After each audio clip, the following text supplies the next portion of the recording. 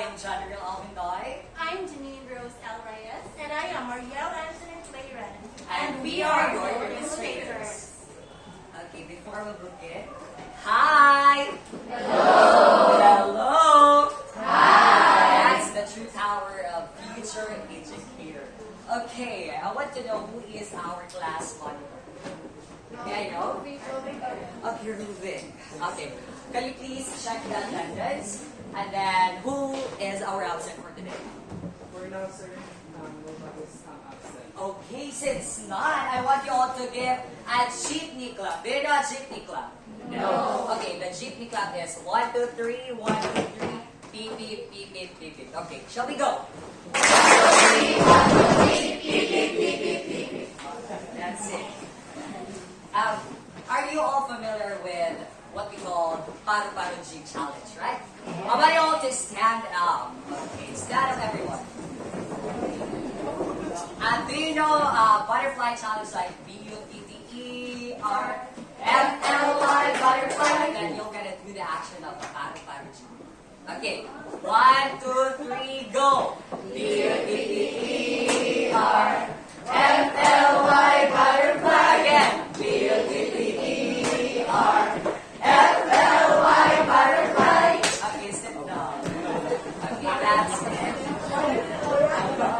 Before we go through to our proper discussion, let's have a short recapitulation.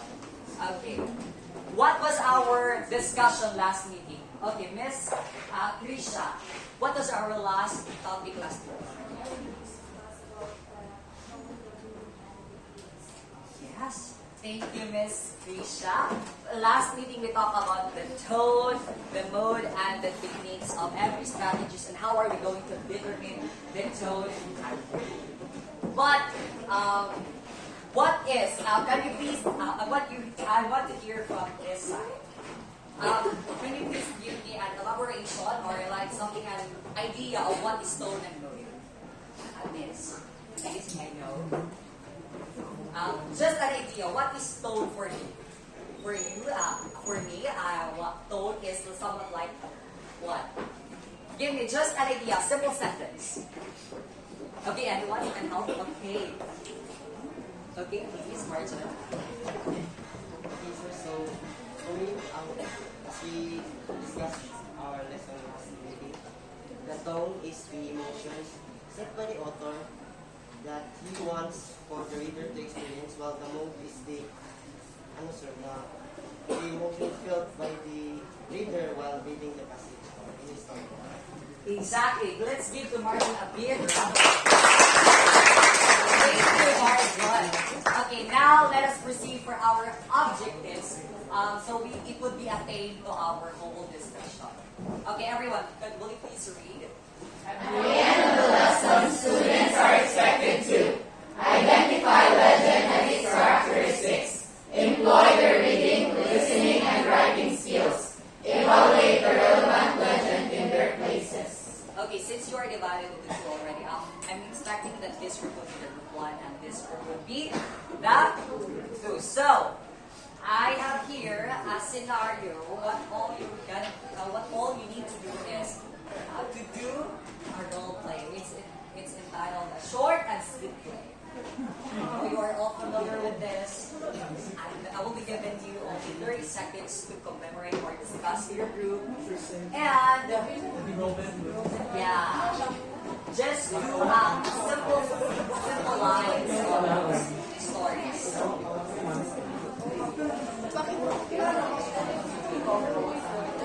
Yeah, any representative, not all, just a representative.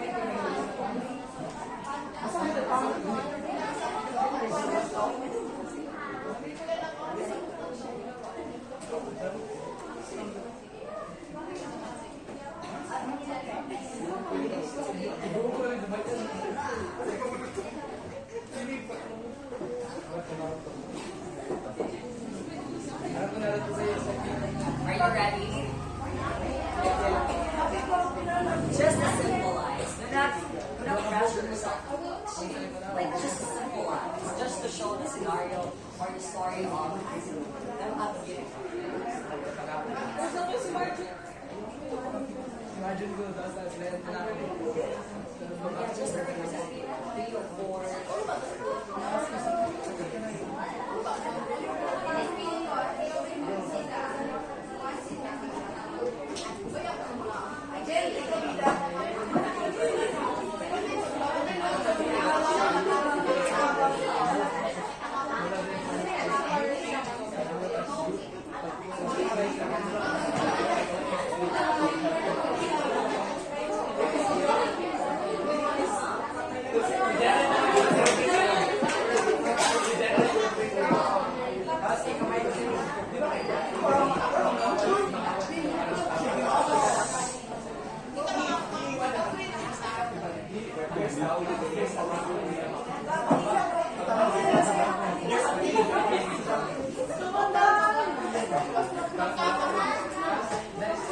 Ready na, ready na.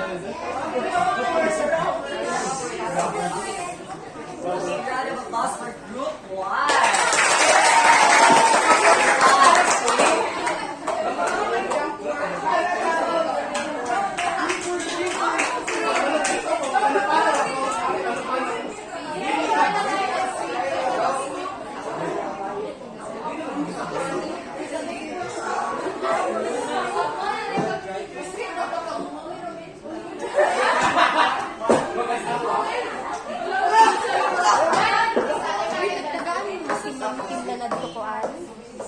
Good morning, everyone. We are the group 1 and the chosen word, and our chosen word is Rohit.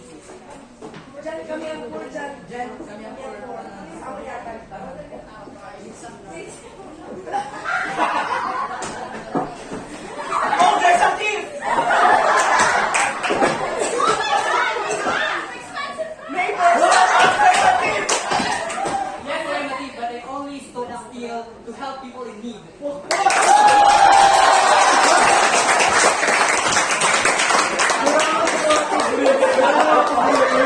Seconds only. What a wow!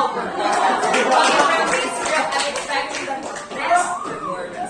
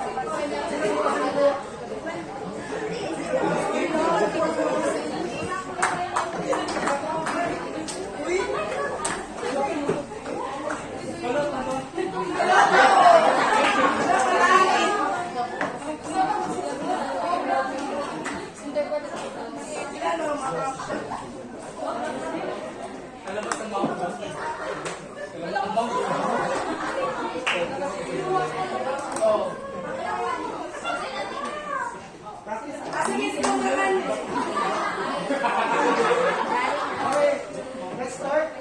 So first, let me introduce myself. I am from the group 1. Once upon a time, there was a girl named Pina. She was a Pina. She lived with her family, and her mother is sick.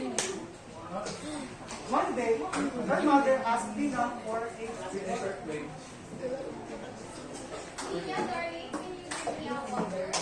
Mama, Jason, wait, can't you see? This is very difficult. What kind of water are you? Okay, stop playing. Okay, give me a glass of water. Where's the water? Where's the glass? I can see it. I'd like to have many ice so that you can find out water, okay? I can find it. Tina was so irritated by her mother's request. And then she didn't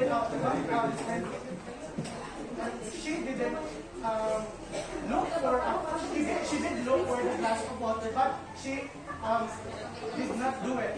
And she couldn't find it. And so that's where the story of Tina and then Tina turns into Tina.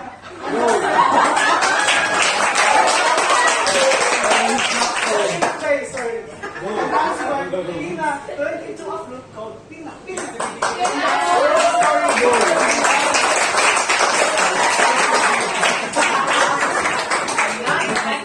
So thank you. Let's give a chimney clap again for everybody.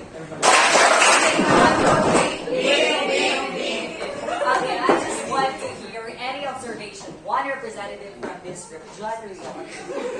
What can you say about their performance? What can you say? Their performance is very nice, especially that given the short time, they instantly made a very short and sweet thing. Yes. What about from this group? Anyone? Okay, yeah, Danielle. The play that they made was so very interesting and it's so much fun watching them. Yes, it is. So I guess you have all the idea what will be our topic for this session. Am I right? Yes, sir. So what is our topic for this discussion? I just want to hear from, okay, I want to call Movie Christine. Do you have any idea what will be our topic for today? Talking about legends. Okay, exactly. We will be talking legend. Okay, but beside on that definition, I just want to hear also your own perspective or idea what legend is. I want to call Kim Guan. Sorry. Okay. I think what I understand from the word legend is it is a story in the past where I guess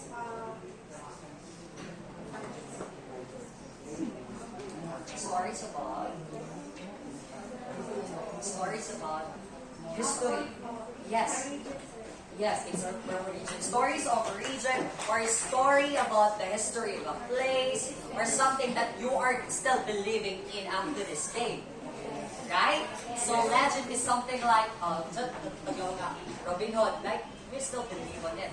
And even Peña, and you know even the volcano, that there are also stories about it, and that is a legend. And to deep the information and to give you insights about what legend is, Miss Reyes will do that. hello everyone. Hello. Hi. Hello. Once again, I'm Janine Rose L. Reyes, and today moving on to for the continuation of our lesson for today, legend. Kindly read with the different. May I request someone to read the yes, please? Nika? Legend is a traditional story or groups of stories told by a particular person or place. Formerly, the term legend meant a tale about a saint. Legends resemble folktales in content. They may include supernatural beings, elements of mythology, or explanations of natural phenomena, but being associated with a particular locality or person and are told as a matter of history. Yes, thank you. In short, legend is a story about events or actions that has not been proven yet, and nor documented the real history. So, for example, the legend of Piñal. Well, I know some of you here are already familiar with the story, right? Since way back elementary school, you already know, or you already read the story. So we all know that Piña is the best example of a legend. Yeah, right? Yes. So, next slide please. So there are characteristics of legend. There are 7 characteristics. So may I request to read the first definition of the yes? A narrative of human actions that are believed by storyteller and the readers or listener to have taken place in human history. Yes, thank you. Yes, because they usually tell the narrative of human action usually tells story, not about things that could be possible, or so both the storyteller and the audience may believe that they are true. for example, it helps them to learn the lesson of the story and really builds their core values through understanding the stories. And it also depends on the people's ability to elaborate or to understand the story. So they could benefit from it. They either could be in watching movies or in reading stories about legend. Next slide, please. No. The second definition, can I request to read? Yes, Jen. It is written in such a way as to be at least potentially real or true, includes no happenings outside of the realm of possibility. Yes, potentially real and true. So, in short, many legends operates with realm of uncertainty, never being entirely believed by the participant, but they never absolutely doubt it, right? So, for example, in the potentially real and true, the story could be true, but at the same time, impossible in real life. Yeah, you're right.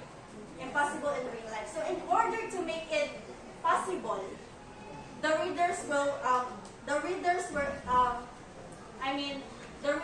entertain and have more interest to know more about the story, right? Yes. So, for the readers, they pictured out something that, or imagined something that it could be true in their own ways, right? So next slide, please. Okay, may I request someone to read the first definition? Yes. Legends have specific settings, a time, and a place. They often include beliefs and ideas of a group. Yes, thank you. Well, the setting is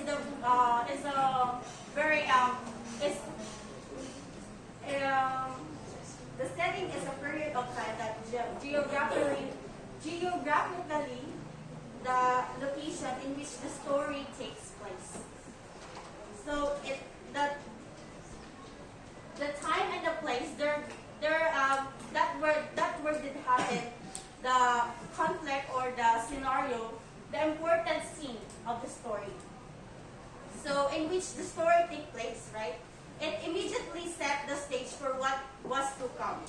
The setting of the story is just as important as the main character.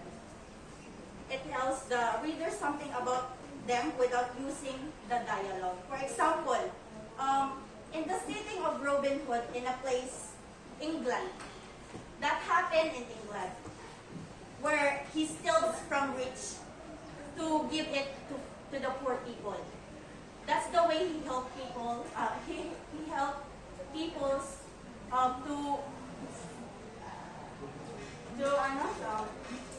to survive. Right? Thank you. Then yes, because that time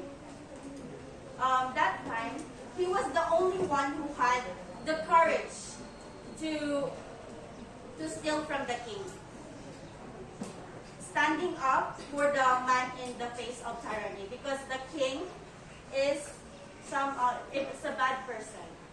So that time, he only did was to steal in order to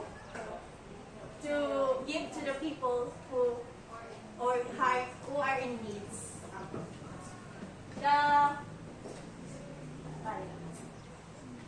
May I request to read the fourth definition? Yes, at the time. Legends have flexible guidelines, and therefore can begin with miracles and are believed to have really happened. Yes. The legend does not only have one specific guidelines.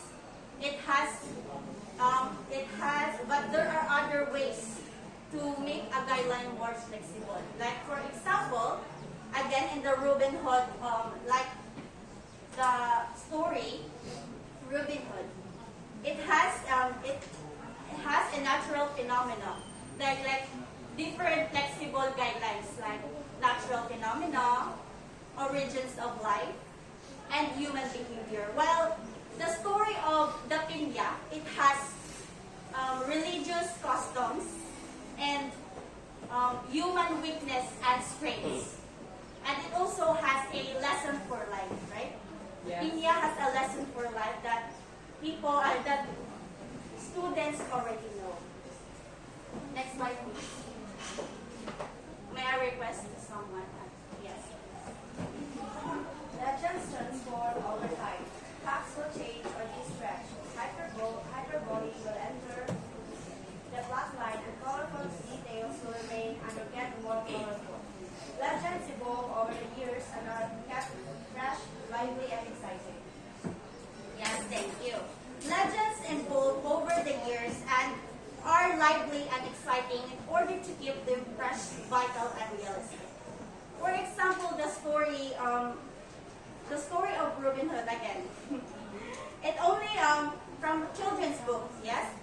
The Robin Hood is from a in the way back. The Robin Hood only is in the children's book. But now, if things change, someone changed the story or the plot of the story. They transform it over time to adapt it into different culture in order for the readers and the people watching it or read it have more interest to know the story. Nag-transform nila ang story into the realistic na good. Amara ila na tag-adopt into real life. Yes. Yes, next slide. My request. Someone. Yes. Another characteristic of a legend is that it can be prose or poetry. They combine a real event or a real person's unusual life story with exaggeration and heroic actions that we associate with stories or heroes and great national events. Yes, thank you. For example, when we say exaggeration of heroic actions, for example, Robin Hood is a real person who only helps people. But because of legend, he has a supernatural ability. Ang mura tagbago ang ang pananaw ng tao. In real life, tinuod si Robin Hood. But for the readers to catch attention or to catch attentions of the readers, taghimo ang Robin Hood na taghimo si Robin Hood na Zai ability. Diba? This is a mapaal ito. The agility na this is a maigo pag kuanon. Ang Zai is a supernatural ability like agility na whenever move anywhere without being caught. Next slide, please. May I please may I request to be the last definition? Yes.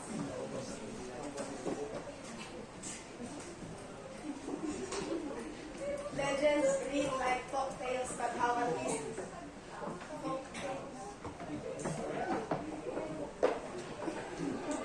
at least bit of historical truth. Yes, thank you. The legend is different from that because, like what the definition, legends read like folk tales but have at least been an historical truth.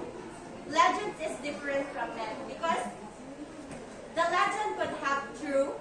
For example, in Robin Hood, which really existed at that time, they only use like what I said earlier. To catch the the reader's attention, they put supernatural abilities to have the interest of the readers in the story.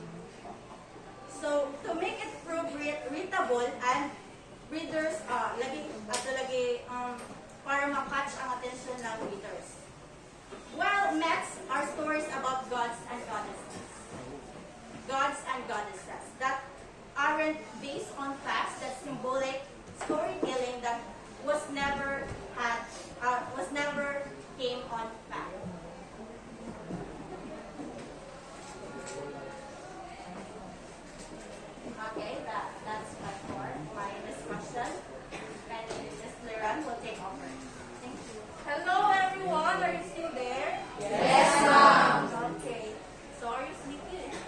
So for our activity to test your understanding about the topic, let's have an activity. Are you ready? Yes, ma'am. So I want you to remember a legend story that you have read, you have watched, or you have heard. And then what you are going to do is to write your analysis on that legend story in a one whole sheet of paper. So this is the format of the analysis. So the first thing to write is the setting, the character, the characterization, the theme, the tone, and the imagery, and the last one is the point of view. Is my instruction clear? Yes, ma'am. Okay, I will give you 5 minutes to do your activity. You may start now. Okay, so since it's already time, pass all your papers in front. Okay, let's give ourselves a nice clap for accomplishing the activity.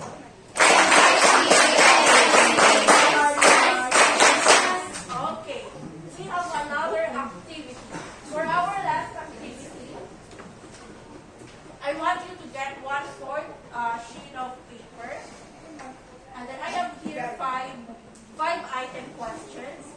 All you have to do is to read a statement and choose the correct answer. Okay, for number 1 and 2,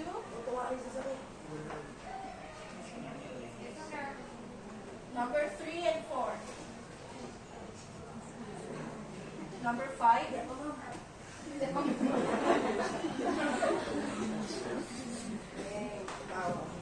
okay, you are all done. Pass all your papers. So, congratulations. For your assignment,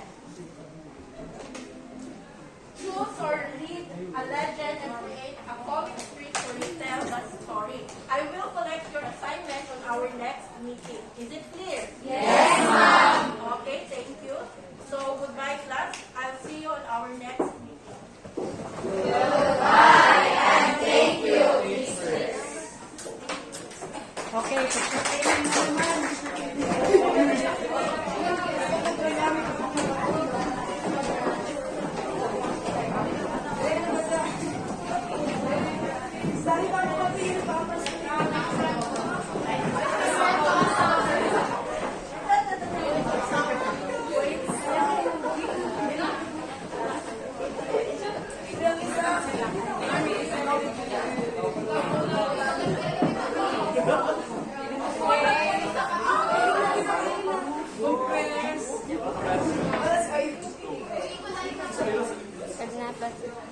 Okay, 1, 2, 3, smile. Isa pa. 1, 2, 3, smile. Otra pa, Waki. Sige. Waki ka na, Waki. 1, 2, 3.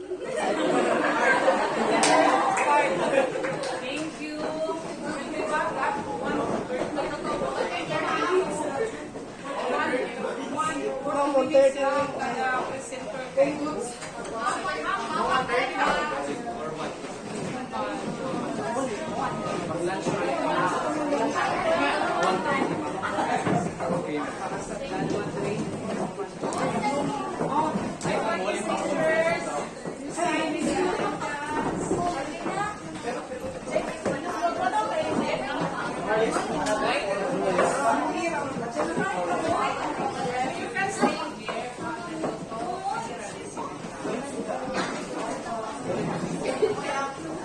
Stop na. Hi, vlog! Welcome to my vlog! Welcome to my vlog. Mom?